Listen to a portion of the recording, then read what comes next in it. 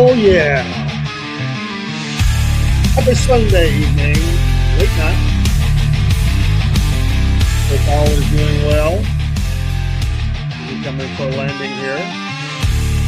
For a bit. It's been a busy day, busy afternoon. Good day, though. Good day.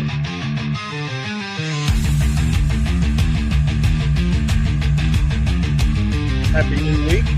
Bad storms tonight. Lots of bad storms coming through tonight. I thought I would get on. It won't happen here until the middle of the night. So hopefully there will be no damage or destruction. The old dreaded straight line winds. Not good. Lots of heavy rain, wind. Turn cold. Not worried about snow showers, cold or whatever, but those straight line winds, not anything to play with. So prayers for everybody throughout the South and the Midwest, or as these cross the fruited plain and head into our area, about 1 to 3 or 5, 3 being probably the time that it comes through. Always the middle of the night. It's probably going to be some tornadoes spinning out of this. Straight line winds wreaking havoc. Praying everybody has a safe night. We had some straight line winds here once a few years ago. Man, it laid some trees down on the ridges around here. I'm kind of down in the bowl a little bit, just a little bit, not heavy, but a little bit. I think it kind of shields us just a little bit. And I wouldn't say a ton, but we're just down just enough that it definitely hits here hard, but it's not like being on a ridge. So hopeful. I don't want anybody though to have trouble, be it ridge or valley or wherever. But no joke, those will be coming through. Prayers to all that's affecting or affected or will be affecting here in the next few hours.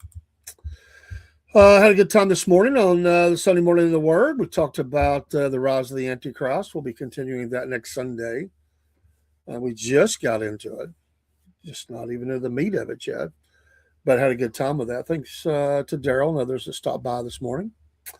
Been working in the studio a lot this afternoon, as well as taking care of my wife, cooking for her, tending to her. But me and my son, we've gotten a lot of stuff done the last day, outside stuff, but also in the studio. I have had in my possession a brand new 32-inch TV/computer monitor that I got for 35 years at my job. It's been sitting in a box for a month. I just haven't had time with everything that's been going on. And I said today I'm going to get it done, and I did. I thought I'd messed up at first. I had one cord plugged in the wrong thing, and I was like, uh-oh, I'm going to switch back. I can't do a show. Got it figured out. It's amazing. Still got a little bit of work to do the electronics. This is going to help us in the studio greatly. We've been doing a lot. We've still got some microphone stuff to do. There'll be a new board and microphones coming soon. That's neither here nor there. But if you watch the show a lot, we're going to have some different camera angles set up soon. And right now we're kind of sharing a mic. But soon and very soon, that will change. So we're working on it. Expanding operations just a little bit. Now calling ourselves, we're always all the nations. We've got the Patriot Nation, Southern Nation, Cornbread Nation, Wolf Nation. You see that right behind me. But the overall name of the podcast is now Southern Patriots TV Radio, or Radio TV. As we're already on radio, I'll be kicking off the radio station. Had a lot of things get done. That's going to happen this week. I hope to have it done today. Didn't quite have time. Won't take me long, but I need to we'll kick that off by the end of the week for sure. It's still playing, just got some old programming. I've got to tie everything in again, and very, very soon TV will be a part of that. So we definitely think of our media that way. Already kind of on TV through the apps, but it's going to be there in a bigger way and down the road. So we went ahead and made some of the logos and stuff say that. So watch the race today if you're into sports. If you're not, I get it. Watch the race. Had a good time with that. Las Vegas. Watched what I could. I was really busy. Shout out to Denny Hamlin.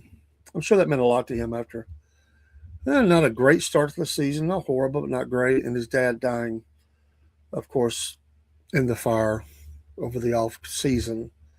And, his family, I'm sure those things are very, very hard. I mean, any kind of death, especially something tragic like that. So shout out to him and prayers to his family. I'm not a Hamlin fan, but I can rejoice with somebody in their win, work their tails off. Chase Elliott second. I think Bubba's around, I don't know, fifth, sixth, not maybe. Reddick was up there, Larson, Gibbs, bunch of people. We'll talk about that tomorrow night. We have the racing hour with an interview. Also, shout out to some of the winners of the weekend. Some of them that didn't win or came in fourth were very happy, fourth or fifth. Felt like they got their cars kind of straightened out. Appreciate those that have been coming on, and I know they don't have the time to watch all the time. But the podcast is always, the media we have here is always for you to share. And we're going to be sharing tomorrow a little bit from a couple of the racetracks that's within an hour's drive of us. We're going to be sharing some of their results. On that note, there was a tragedy at, what was that, Kendall Speedway, Kendall. Two emergency vehicles collided en route to a wreck. And there was an official who was killed and one who was seriously injured. Such tragedy. I'm sure they'll be looking at that. Everybody's just running 90 to nothing, trying to get help to where they need to be, but collided, I guess. I didn't see the story but till late, right before I came on. And, it just, man, whether you're first responder, the gatekeeper, the racers, the track owners, fan, guest, whatever, you don't want to see something like that happen. And, and you'd think it would be the race on the track, but, they're really, safety features are really there. These, not sure of the circumstances, but I understand they were moving pretty quickly. I don't know what they were driving. It could have been ATV. I don't know. Those things can get up there and go, and you're trying to get there. I really don't know what they were riding or in. I'm going to check into that a little more, but nonetheless, prayers and thoughts to them, Kendall Speedway. I think that's the right name. I was just seeing that article before I came up. And I think that's, the Kendall Speedway. Yeah. And I'm trying to see. It was part of the World of Outlaws. Everybody's making.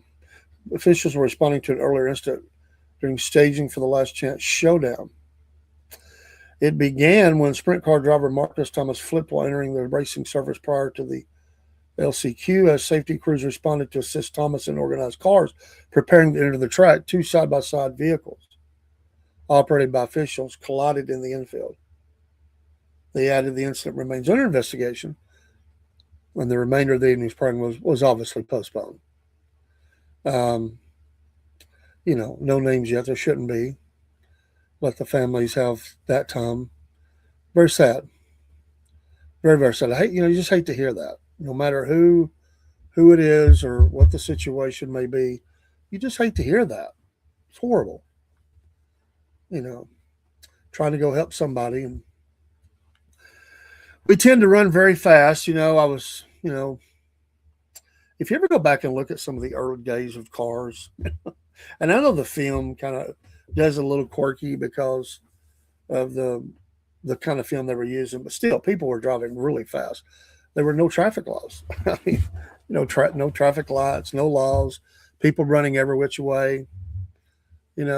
Collisions, deaths, and they started developing roadways, laws, speed limits, stopping places, right of ways, turn signals, all that stuff. And yes, we still have a lot of wrecks. But boy, we were in Mexico once, taking a good old boy taxi from the airport to the hotel. A couple of good old boys. They're not official. They're just trying to earn a buck. And a lot of people like using them because they tend to be, a little safer, a little cheaper even, too, than some of the other ones.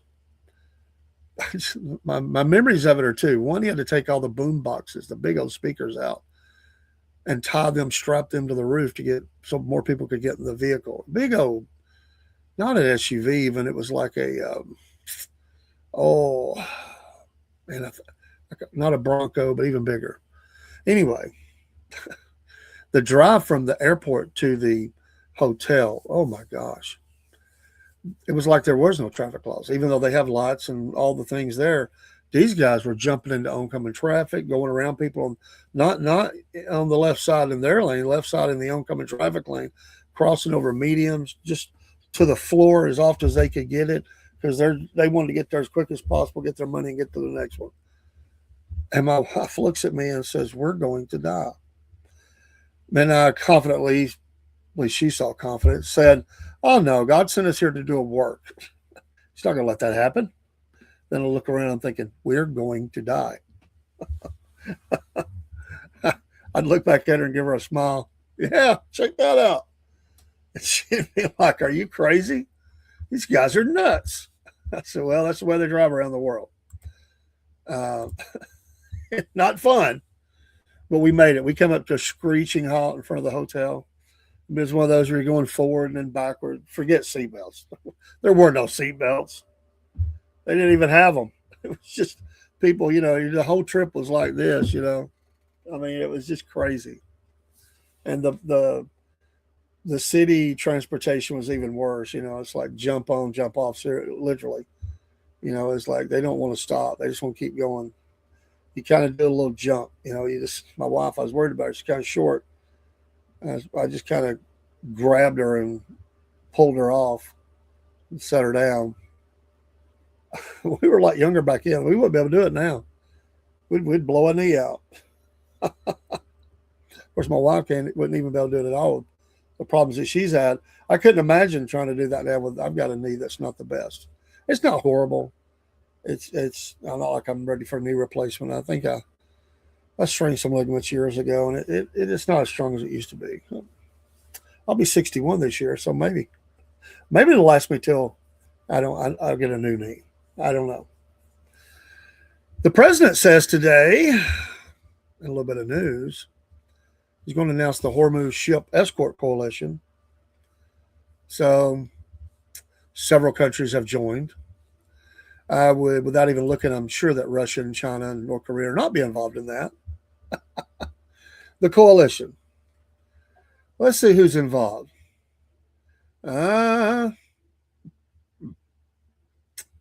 Well, doesn't really say. Maybe they're going to announce that as they announce it.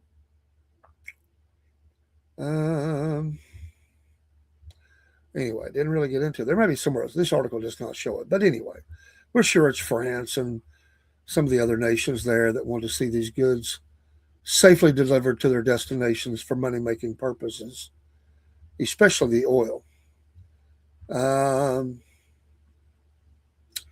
Trump did say that he declined to say whether Beijing had agreed to participate in the proposed naval effort. I don't think they'll be involved. He did say, though, that hopefully China, France, Japan, South Korea, and the UK and others that are affected will send ships to the area. This is something that's going to be ongoing. I was listening to a little video today by Dick Morris. He's a contributor to has been for different news organizations. I think Fox News for years. And he made a good point in this article. I keep saying article. It was an article, but it was a video. And he said that the President Trump has to be careful that this Iran does not become a trap, something he's tied to. And he mentioned other presidents that had become tied to what was seemingly going to be very quick wars or conflicts, military, whatever. And that this could easily bog down the president, in the second part of his term, and would not be good for him. And he named off some of them, and certainly we've had many presidents that have gotten bogged down into certain things, conflicts, and the damage that it done. He said this is his opinion, Dick Morris, his opinion, that the president's biggest problem, not fear, I don't think he fears anything. His biggest problem was that he believed through military might alone, from planes, missiles, drones, whatever, that the Iranians will just turn the country over. It's not going to happen. I've always said that. They're not going to surrender. they, the place would be a wasteland. It'd be Mad Max, and they still wouldn't surrender. That's not going to happen. They might back off. They might agree to some false, you know, conditions, and I doubt that's even possible. Just to get more time to attack again, they're not going to do that. And the president's made some promises here, and it could become something that really bogs him down. And the time frame has bounced all over the place. First, it was going to be, about 4 weeks and 4 to 6 weeks. Then, we might have this thing mopped up in a week. We've already knocked out 80, 90% of what they have. This is not a big deal, but it is a big deal. More Marines and other personnel are headed to the area. Of course, we lost 2 planes over the weekend, or towards the end of the week, and lost all those Air Force personnel. Are horrible, absolutely horrible. They might have been with others. I didn't notice. I mean, we say air because they're in the air. It could have been Air Force. I don't remember which branch they were. It could have been Navy, even Marine. I don't remember that part. But we do know they passed in that collision. But more are on the way, and we'll just have to see how many. Right now, it's just to continue to support. We're firing a lot of munitions. One of the admirals said the U.S. expected Iran to target Hormuz Strait. I think everybody realized that. Pete King says the Strait of Hormuz will decide Iran conflict. Trump warns of more Iran strikes, urges allies to Hormuz. Trump says not ready to make deal on ending war. And now Strait of Hormuz is now the front line. Trump calls for warships to keep Hormuz open. So the Iranians have said every other nation could go through, which I don't believe them. But Israel and American flagged ships. I don't believe that for 1 minute. But Pete King says ultimately it's not going to be easy. He said on Newsmax's Wake Up America weekend, it's going to be tough job. I think it can be done. I think the president will be able to mobilize enough support to get it done. Speaking of the Strait, Trump said Saturday after strikes on Iran's Karg Island that multiple nations would send warships alongside the USA to ensure the Strait of Hormuz remains open. He said the narrow waterways have become the central strategic battleground of the conflict. To me, right now, the whole war is going to revolve around the Strait of Hormuz.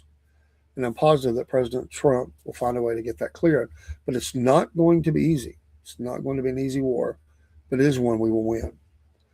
Despite continued missile attacks, King said Iran's remaining capabilities largely reflect asymmetric tactics rather than traditional military strength. The reality is they have virtually no military power left. And what they have is to resort to this type of asymmetrical warfare, which is still significant, but they are losing their power as a nation state. Still, King warned Iran may attempt to prolong the conflict by disrupting the Strait of Hormuz in hopes of triggering economic pressure inside the United States. The key is that they have to keep the Strait of Hormuz not functioning. If they do that, they are banking on the United States citizens getting sick of this and gas prices increasing and clamoring for change, and also the potential for terrorist threats within the United States. Very possible.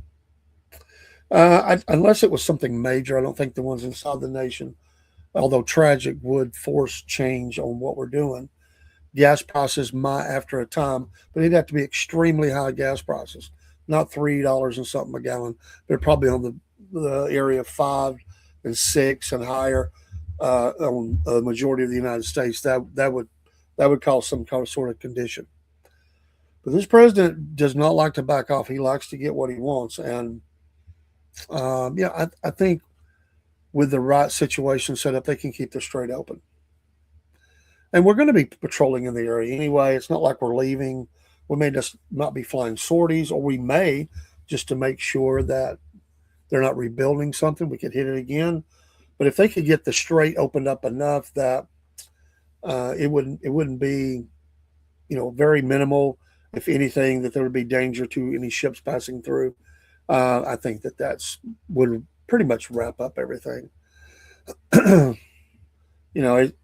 It's always been an issue, but I think you're going to have to. I've said it recently you're going to have to establish a beachhead somewhere there, work in conjunction with another nation. We don't have to have that land. We can have just pure naval, but you need stuff, without having to sell out. You need to have some sort of way to resupply, besides having to wait on ships. You could have things stored there. Also set up Patriot batteries, use of lasers, whatever, to identify. And really, once you get most of those down, and you keep hitting their missile making, drone making capabilities, limit those kind of things coming in the nation that can make those. That would be that'd be one like a lucky shot kind of thing. They would just fire them intermittently, trying to do just that because they don't have anything else. They have no air force, they have no navy, they have no uh, telecommunications. I'm sure is shot. The anti-aircraft, all those positions have been knocked out. Most of the rocket launchers, 80+% of them, maybe 90 by now, have been knocked out. And this includes many of the mobile rocket launchers. There'll be more. They probably got some hid. They'll be looking for lucky shots, but eventually they're going to run out of ability to do even that. So he's probably right. They're waiting on time. Can we get them out of here? Can we still be firing up a shot or two and looking tough to our neighbors? But the fact that the United States asked American personnel to get out of Iraq, that's alarming. So, everybody wants to see it button up. Nobody, we didn't even want to be there. There are those who hate it. They're calling it the Israel war. And I understand all those things, but for the many people, they're thinking, well, this country is horrible. They are a danger to our military personnel in the region and the other member states, and that has been shown in this. So they had, it was just a matter of time before they started doing it anyway. We escalated that by the move we made. They weren't, they weren't going to play ball. So, uh, honestly, and you hate for any loss of life among military personnel. You really, I wouldn't think any American would be happy about that or pleased about that. Be very saddened by that. Hey, Doc, how you doing, bud? I think that the fact that we've lost as few as we have with this type of operation ongoing is, although I don't want to minimize that, one is too many, and it's sad for especially our family. Their lives are forever changed. But I would say, just looking at it from a numbers kind of standpoint, pretty amazing that there's not been more, and it shows you the dominance that we have. And although, and some of those were on the ground, but again, that's the danger.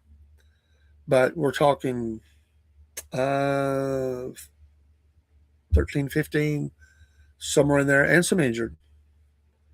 But that's minuscule. We think of what it could be, and so I think, and I don't know what happened with the collision. I'm not sure why that happened the way it happened. But those refuels, and these are planes colliding. Those refuels are dangerous, and I'm no expert. I've never been in a military plane where they've done that, but I've watched the videos and I've listened to the people who are, and we do it. We do it a lot as military to extend our range or to extend them in the air around a target, maybe jamming planes or something like that. But it's still dangerous. We're talking about planes flying in turbulence, and you've got this pipe that's extending out of one, going into the other one. It has a little bit of play there, not much, and hundreds of, not thousands of gallons of fuel that are flowing into the plane from this other one. That's they always say, that you could be a pilot. That's another level of piloting right there. That is a whole nother level. That's not just taking off and landing. Hey, Brentley Horton, how you doing, bud? Thanks for the lot. But still, helicopters are, those things falls like rocks if anything goes wrong. So I have great respect for all those. Just getting a plane in the air, there's always dangers with that, especially those off the aircraft carriers. There's a lot of things that go wrong. And once they start these operations, they're like 24/7. You've got crews going on, crews going off. And every sortie that you fly raises the risk level that something's going to go wrong. electronically, mechanically, a lucky shot, um, friendly fire, as we've seen early on. These nations are not huge in some cases. With our capability to fly so fast, we can easily get over other people's territory.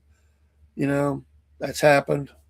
Maybe we had permission. Maybe we did. I don't know on that, but we definitely see, um, those kind of things happen.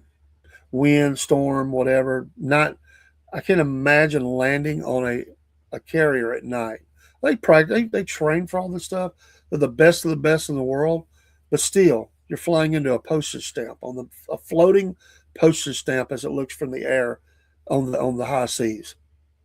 I've talked to some people that have been on planes that landed. They were being sent to the carrier, and they were sick well before they got there. They're flying on, just being bounced around everything. When they looked and seen where they were going down to, man, they had to just close their eyes. They're like, oh my gosh, because they land and they have the hydraulics and steam and all that, and they're catching that hook and stopping within a short distance. I can imagine the G's that's with that, and then when they're taking off, just being slammed back, and I mean, they look large and they are large in a lot of ways, but to a plane flying down the runway, it's not that large. I mean, you got to hit it right, or you're in the ocean. So you're doing these operations. There's all kind of pilot error. There's a lot of things that can happen, and so pretty amazing, honestly, that we've not had more. And not that I ever thought that Iran had a great navy or a great air force or anything like that. Or they do have pretty good missile drone capability. I mean, they've been developing that for some time under tutelage from others. But uh, it only takes one shot. We've seen the videos of the some of our fighter jets outrunning, throwing out the countermeasures and whatever, and almost being hit. I mean, that's when your life is flashing for your eyes. You don't even have time to think about it. You're just flying with all of your might and all your skill and some of this is the first time they've ever really, I mean, it's not something we do, every day or every year. So some of these pilots, I'm sure, maybe most of them, the younger ones, they've never been in a conflict. They've never had to avoid, SAM missiles or whatever they're using now. That's one I always think of. You know, they've never had to do that. They practice it. They do drills. They do simulators. They do all that. But man, that simulator is one thing, but having a hot one running up your tailpipe, and you're trying to throw that thing off, and we did have those that had to bail out, planes going down. What a lady. The lady pilot smiling and everything. I mean, she's like rode a ride at the carnival. Like, yeah, okay. We got one pilot. They're picking up pots and shovels and everything else to hit him. They think he's Iranian. And like, hey, stop! And she's out there. It's almost like she's signing autographs. Like, hey, yeah, dropped in on you, didn't I? It's the funniest thing. But she's got to be a character. I'd love to talk to her. Wow. Seriously, it's like she just did the bungee jump off of a big bridge. Never done it before. Just jumped down. Like, hey, that was great. Let's go up and do it again. And then, of course, the work of our special forces, CIA, the spy network. It's all dangerous. And I mentioned that the guy, the Iranian video I seen, the Iranian who said, "All you people concerned about Iranian deaths right now, where were you when hundreds of thousands of people have been killed by our own citizenry?" And but it's, again, people want this over. I want it over. Everybody wants it over. Get them home. We're over 2 weeks, or right at that, a little over, whatever it is. Let's get our. I mean, they're not coming home, but continue to sell, and keep peace in the world, and look out for our interest as well. And that's just the case we have. Spartan, how you doing, bud? USA needs regime change. I would like to see all these Israel first politicians face trial for treason. Gallows, Iran is for Israel. And I just mentioned there were many who see that as the totality of the reason for that. I understand it. My point has always been, we're there. Let's take care of business. Let's get home. Iran's no, they're not. It's not like we're invading Mayberry, or not even invading, that we're bombing. But these are some bad leaders. These are, and it's not only. I mean, yes, would it support? Does it support Israel in the region? Yes, obviously, and we've been allies with them for a long time. But we do have bases over there, and we do. If we can knock out, I'm for the. If we can knock out capabilities of missile drone, and their capability, I would like that while we're there. So, Iran had a religious ban on nuclear weapons. Trump killed the person who created that ban. So, well, they're lighting up all the leaders, that's for sure. Um, I don't know whether they had a ban or not. I mean, they have made the threat to do it. So, do you really believe that they would honor those things? I mean, it just seems like they can't get along with any other nation except for maybe Russia, China, North Korea. I mean, have they set them up as a nation state that is looking for to be a good neighbor?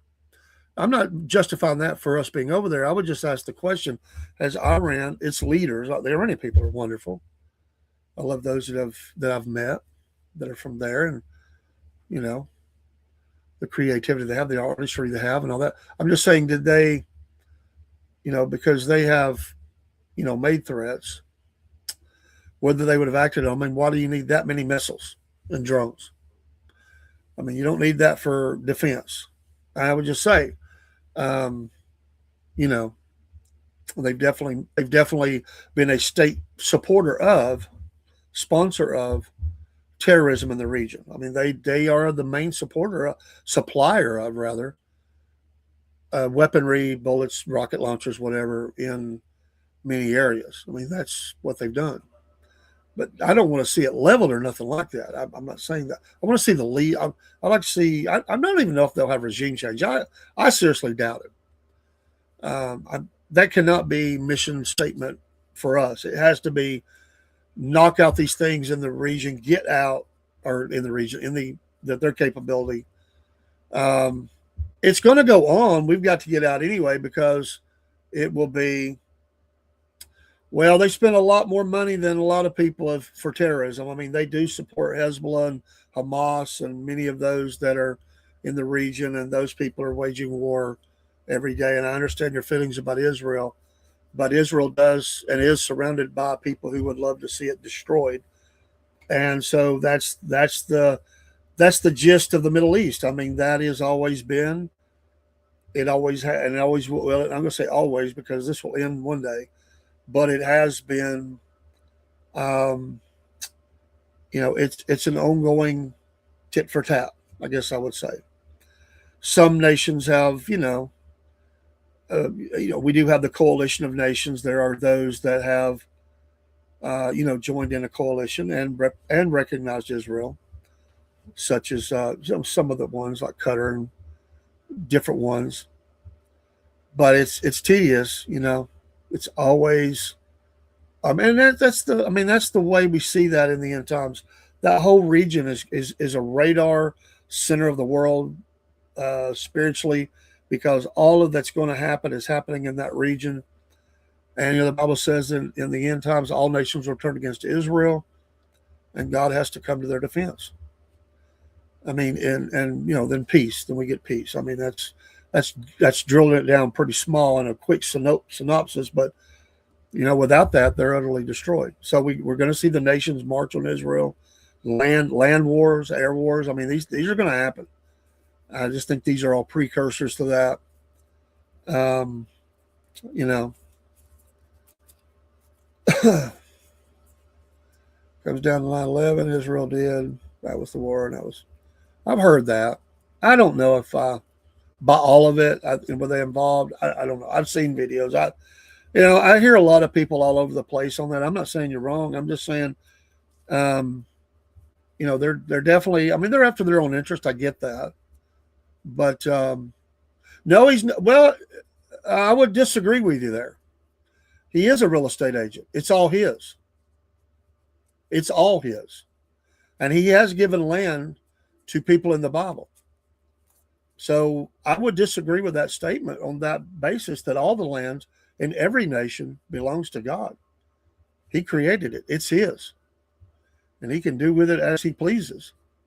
So I understand all about the Rothschilds and people of the modern nation of Israel, but it's God's land, and he will be the one to decide who, what, when, and where eventually. I mean, that'll all come to a head. So he is a real estate agent. It's all his. All creation is his, whether it's on Mars or the moon or some planet we can't even see that's so far away from us in my lifetime we'll never see it. It's all his.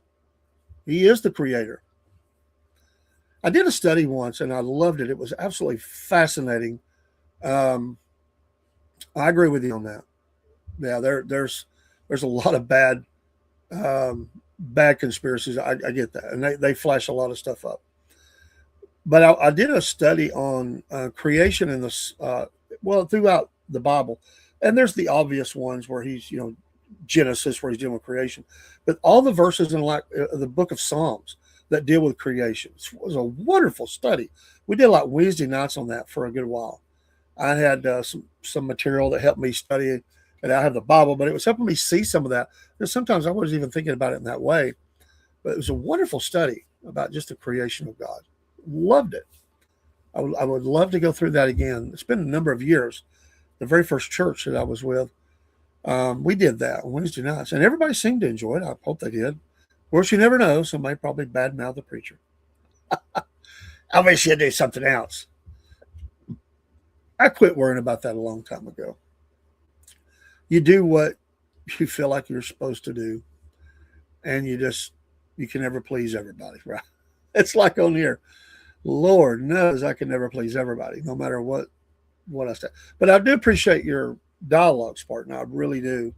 Um, and I see a lot of. I try to look at every situation from every side. I really do. My mind sort of works that way.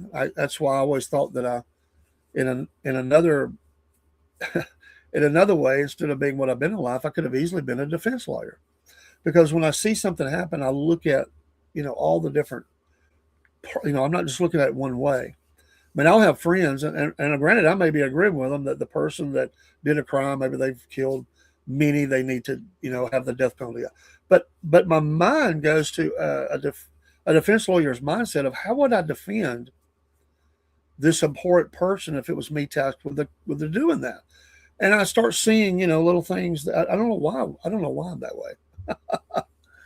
Oh sure, oh yeah, well that happens, but that's not every one of them, Spartan. Oh yeah, man. Hey man, I've done witnessing in Jewish areas in America. I've met the wonderful to the mean. I've met those that gave me lemonade and cake that were not Christian. To those I met who were Christian, to those who screamed at me and tried to attack me and run me off of their, threatened my life and all that. I've seen it all. I've got many friends. I no, Jews are not Christian, but God does have a plan for all mankind, and it's all things are. And I pray for. Listen, I love just as much as I love everybody the same. If it doesn't matter who somebody is in front of me, and for that person that did that, I would be praying for them. I wouldn't like it. I wouldn't like it at all. Who would? We're human, but I would pray for them. There's a great story by Dr. Jacob Gardenhouse. He was from Austria. He was an Austrian Jew. And long story short, he came to America. He was in the hat business, and his brother had gotten saved. And anyway, he had witnessed to Jacob, his younger brother, quite often, and Jacob wasn't having no part of it. But then later on, he accepted, and right after he accepted, he came out the street of, I think it was in Chicago. He ran out the street and said, I found him. I found Messiah. And he got beat up by his own. I mean, he got beat within an inch of his life. But there's a story. He was down in Augusta, Georgia, which is in my state. And he was going into Jewish shops and he was giving them literature on meetings that he was having as he was trying to reach them for Jesus Christ, the Messiah. And this guy started hitting him, and they kind of rolled out in the street as he's trying to, get this guy off of him and everything. They both got arrested for fighting. So he calls a pastor friend of his that was in the area. I think he was going to be speaking at his church. Can you imagine? The guy that's coming to speak at your church, he calls from the jail, is one phone call. And he says, I need you to come get me out of jail. Jail. So he gets there and he says, you got any more money on you? Pastor says, yeah, Lily, why? He said, I want you to get the other guy out too. He said, you've got to be kidding. He said, no. He said, I want you to get him out. And he did. And the guy was so moved, so moved. He didn't accept that day. I think later on maybe he did, but I don't know that part. He helped Jacob and the pastor give out the rest of the literature for the rest of the day. He couldn't believe it. And he made a friend that day. And I could go to places in America, and I could be attacked by many, many, many different people groups. Some are more aggressive than others. You got to be careful when you're on the Jewish side. I mean, if I'm in a Orthodox area, I've had great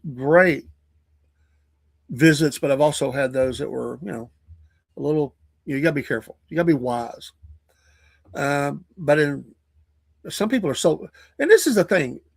Everybody believes that most human beings are not even faithful to whatever their faith is nowadays. And for the Jewish people, most of them they don't even go. They don't go. They don't have anything to do. They just, especially those in America, they just work, live life. And you talk to them and they're just like, it's part of what they were, they're very liberal in their beliefs. I mean, but then you have those that are very hardcore, and that could be in anything. And I know many in many different faiths like that. I mean, they're false because it's not Jesus, but I get it. But Spartan says, the way I see it, if Jews are fighting a war to enslave humanity and they are winning, Iran is the last strong country in the region, preventing Israel from dominating the region. Well, that's even if they dominate, that is so temporary. Because the end story for them before this thing all wraps up, we go into eternity future is pretty ugly. Pretty ugly. The scriptures are pretty clear, and their future is rough. Half of Jerusalem taken, half the people, women, and children taken. It's pretty ugly. I mean, it's we don't know all of it, but what we do know is pretty ugly. But I get it. They are heavy-handed. They're vengeful. They will always, they throw the olive branch, and there has been times that they have attacked when they agreed not to attack. I've done all that. I've never defended all their actions or anything. They know that they need America to help support them financially and militarily and all that stuff, and they work that angle, and they are in the pockets of a lot of politicians. I wouldn't want any of our politicians to be taking money from anybody. Any group, any foreign group, whether that's Saudi Arabia, Israel, wherever. I wouldn't want that to happen. Of course, a lot of that money is from here. I get it because it's based here and it's funded a lot from here. I'm sure there's money cycling in from there. I get it. Do I think they have? I mean, and again, because I'm not there, I can only go by what people are reporting, what I've seen. Did they have to go as heavy in Gaza as they did? No, I don't think they did. No. It was an opportunity because of what happened. Some say they allowed it to happen. It's still never been answered to. Israel's own citizens want answers. How did that happen? How did that lacks in your security? Some say they allowed it to happen so they could do that. And when they did, and they went heavy. And now, do they need to be there bombing Iran with us? No. I agree. I agree. They do not. It's not really a good look for us. It has dangers in it because, here's all these neighbors and they're like, okay, I can only say so much. You've got, Israel bombing the snot. Actually, they've got more tonnage than we have, a lot more. Well, if they did some of their own, there was definitely those from the other side that came in and did it too. I mean, come on, they bragged about it and had photos of it, and I mean, there was, I believe, an allowance of that to happen Whether it was on that scale or not, I can't answer that. But Israel's never that lax on their security, never. And that's unbelievable. So I don't buy that they just were that good and they came in on crap machines and stuff. So yeah, it was allowed to happen. Did they facilitate it? Maybe, but all of them were not IDF people because those were people that were known Hamas members and everything else that took people back over. And so yeah, they were celebrated for what they did in their own regions. Um, well, I mean, and could we not say the same thing here? Is there been people in our own nation that have done the things in our own nation for political gain? Wouldn't that mean we're just as sick as a nation that would allow stuff like that to happen? Sure. There's just evil. I mean, there's evil. There's greed. People that want war, they got their agendas and they like to generate war for money and power and whatever else. But so yeah, all of our wars have had questions about what we knew, when we knew it, what did we allow. So yeah, um, there was an Israeli who said that the board they have goes off even if a cat tries to cross it. They have they have surveillance, sure. Um, but listen, I get it. You don't like Israel, you don't like the Jewish people. I get that, but sometimes I think that clouds because I have many people come in here and it's all basically the same message. But I have found there's nothing 100% except Jesus. There is nothing 100%. It's nothing 100% clean in operations we do. There's nothing that's 100% dirty. Meaning there are people over there doing a job that they're there to do, and somebody's going to come out and it's going to be to the positive. There's also going to be some bad because that's what happens when you get that. So I don't paint the brush 100% over anything because if we did, it would already be wrapped up. If all these entities were that good, it would already be over. We would already be enslaved globally. But good people fought back against those things, and we stand against it, and so we push those things back.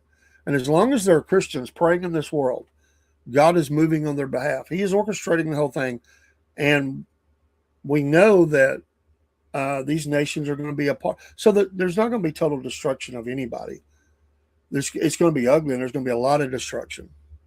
But it's going to get uglier, and for all nations to turn against Israel, it's going to have to get a lot uglier. And it won't take that much. There'll be something that happens.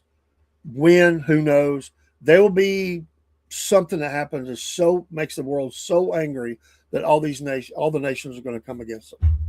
And that's what we find in the scripture. So, okay, Spartan. Yeah. I just think that, anything that is not, well, sure. I mean, I don't, and again, we have our own problems here in America where we have done, I mean, bad things too. I mean, we can look at the treatment of the American Indian, for instance, or the treatment of enslaving other individuals. And that wasn't just, although it was predominantly one, there were many different types of people enslaved and even by their own. So I think that we all have that shame in the past and in the future, in the present and in the future as well as nations. I don't mean every single person, but I've never done it, and most people don't. But there are those that, I mean, powerful people want to enslave people for sure, and control us. I mean, there are people out there that call for the enslavement of anybody that's associated with MAGA or President Trump. I mean, there were actively people, entertainers, powerful people talking about re-education camps openly that we should be put there. I mean, it's there's nothing new under the sun, and is evil in every area of the world, and it's I don't like to see our politicians' hands, anybody in our politicians' pockets for sure. And I don't think we should have forever politicians. I think they should be term limits, and we can help clamp some of that down as we do that. will never stop it at all till the end of times and Christ appears. But I do um, but I would put, we have dangers in our own nation too. And we need to clean it up. I mean, we've still got a lot going on here. And although there's still ongoing operations, look at what this war has done. I would look more than it's just not just an Israeli operation, although that definitely is there. What's it done at home?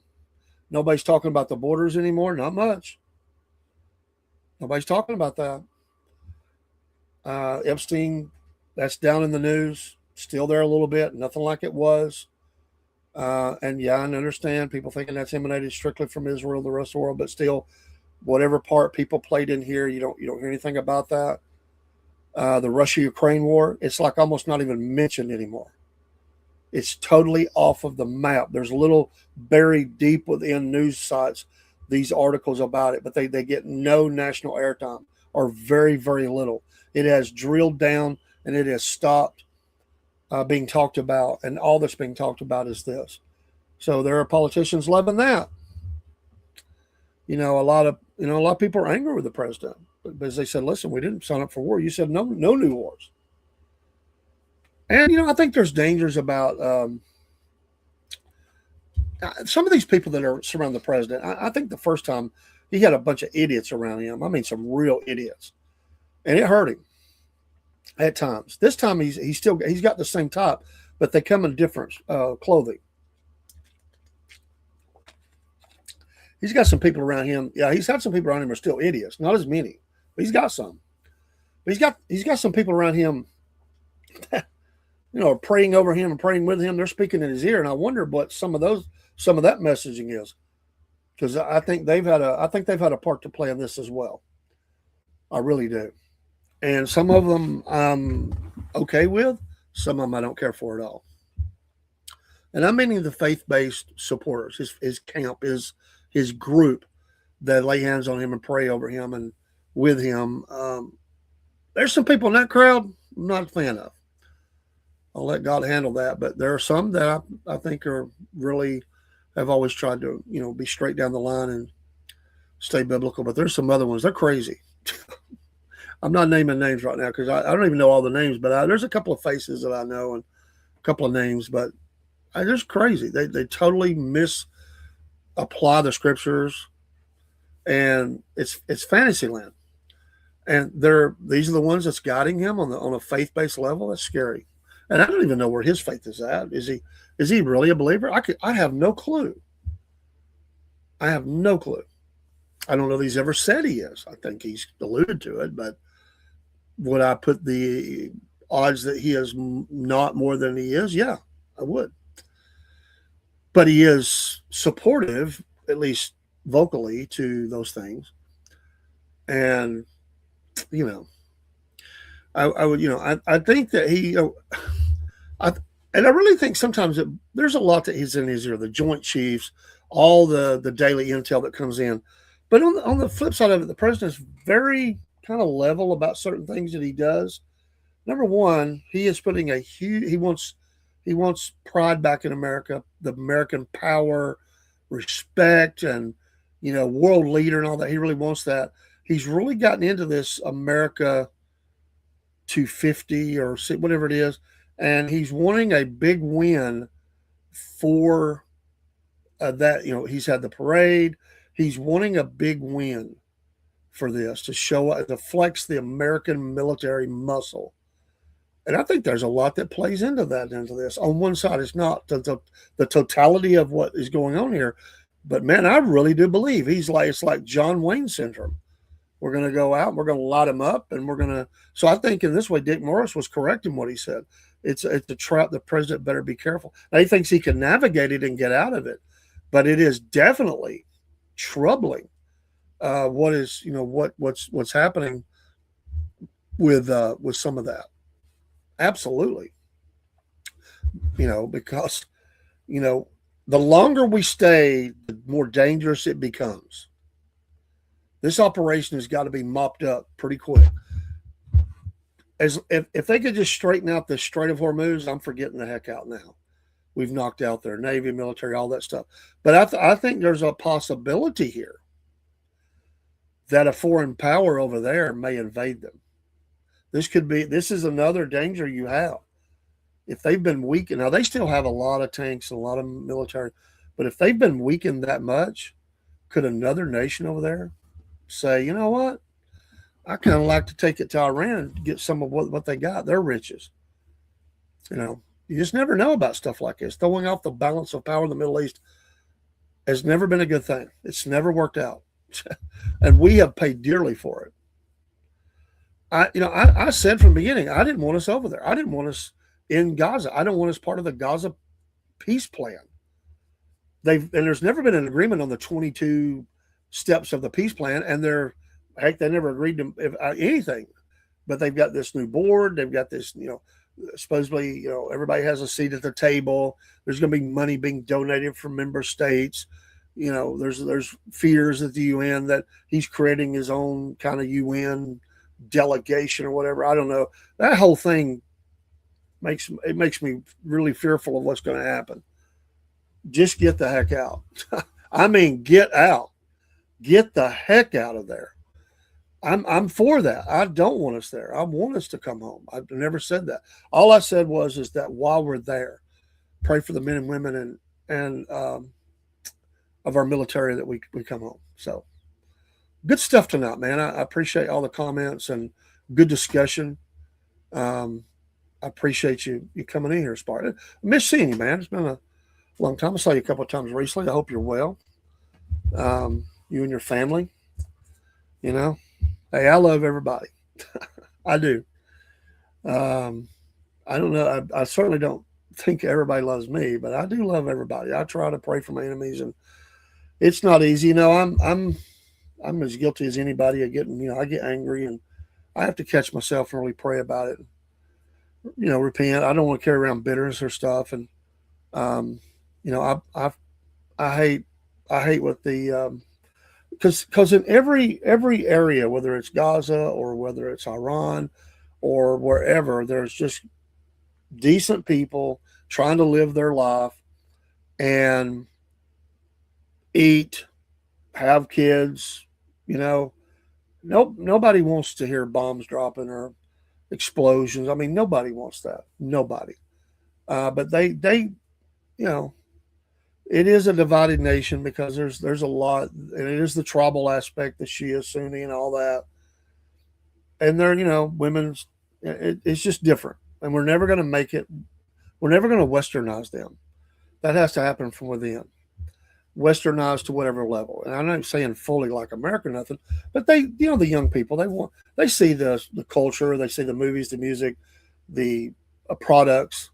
They see it just like the other nation, the Amazon, the Temu, the Shein, whatever, and they want, they want the latest styles. The young people do. They want to listen to music. And it's horrible when you have these citizens that are being, tortured, killed, whatever. Whether that's Iraq, Iran, wherever it's at, it's horrible. And so I hate it for people like that. And so. Whatever nation, whatever is going on within those nations and the evil that they have within their own nation, which has nothing to do with anybody else, the evil that they have within their own nation, including ours. A lot of good people suffer at that. And so we got to clean that up.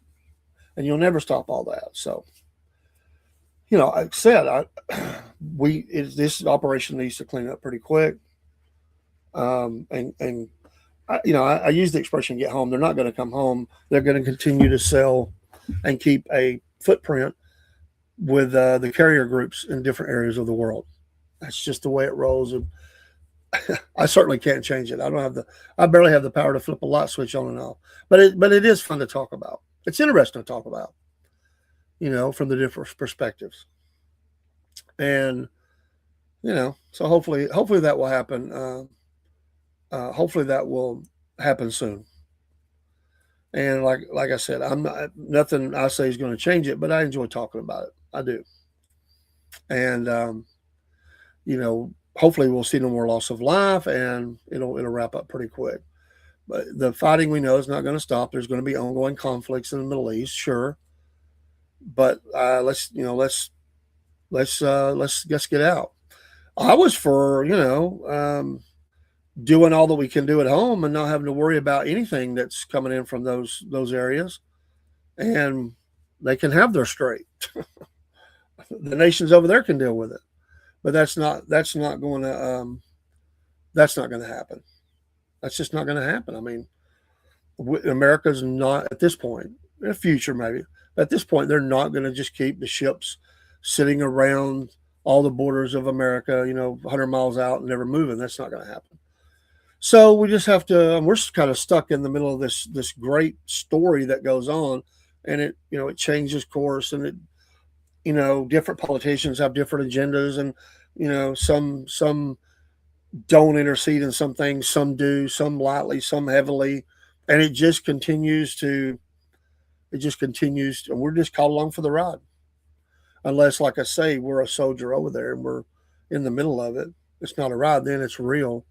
And but I don't want to see anybody killed. I don't really know. I mean, there are some people that really relish in the idea of death. I don't. I don't want to see people dying. I see people make a lot of comments, and that's their freedom to make them, and they make hard comments. I try not to. You know, for every death, I mean that's another one that's doomed forever, most likely. So, but that's some of the things that was in the news. Just a couple things, and didn't mean to spend so much time there. I just wanted to come in late night. Like I said, I was just going to see who was up and who's going on. God bless you all, and God bless you all on Instagram. It's like the sea time. Our president was telling everyone to stay indoors, and he goes out partying. The governments are all corrupt. I agree with you, too, Kendra Cords. I agree with you. It's dangerous, and it's having to go with the UK. Yeah, Barack Obama was Barack Obama was the best. I think Barack. Okay, where am I from? You're from Texas. I'm from the great state of Georgia. Well, I think they've already kind of went off the air, so I'm sorry. We were limited in how long we could stay on that channel, so maybe they can still hear me. I'm not sure. Anyway, I was going to stay on about an hour. I need to get up with my wife. It's got to get her to bed. Got an early morning. All the kids are on a 2-hour delay today or tomorrow due to the heavy storms that's coming into our area. It's going to be rocking here within just a few hours. And batten down the hatches, pray for people across the region. Straight line winds, possibility of tornadoes, heavy rain, lightning, just a fun time. And then a big drop in temperature behind this storm. So I pray for all the people. Be safe out there, folks. And I hope everybody has a wonderful night. And we'll see you tomorrow. Hopefully, as long as we have power and everything's good in the studio, I'll see you in the morning for the Cornbread Man morning show. We'll kind of get caught up as we kick off our Monday, and we'll see what's going on. We'll check on a few things. Grab our cup of coffee and kind of go from there. God bless you, Watchman, Spartan, others, 2 Kindred Chords that was in there. Others, I don't know their name. Thank you for stopping by. Oh, yeah, and the like from our friend there on Facebook, Brantley Horton. Thank you for that. We'll have a good night. I'm going to get off of here and go rest. I don't rest like I wished I did, but I try. Take care, friends. God bless.